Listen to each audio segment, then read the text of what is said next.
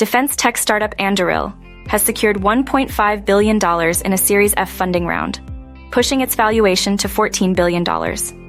This makes it one of the largest funding rounds this year. The funding round was co-led by Founders Fund, involved with Anduril since its seed round in 2017, and Sands Capital, known for participating in major IPOs like Visa's in 2008.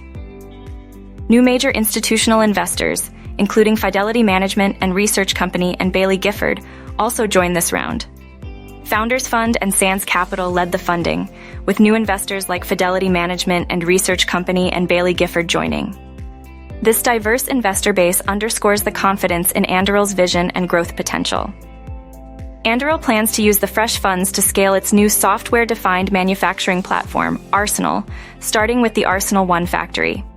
This facility will expand production space by over 5 million square feet to manufacture tens of thousands of autonomous military systems annually, employing more than 1,500 people.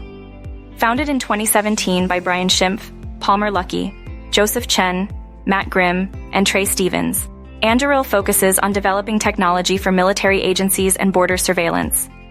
The startup aims to support those on the front lines with next-generation tech products. Anduril is positioning itself as a serious contender to established defense giants like Lockheed Martin, RTX, Northrop Grumman, Boeing, and General Dynamics. The company believes it can outpace competitors by adopting a faster, more agile approach inspired by Silicon Valley's culture of innovation.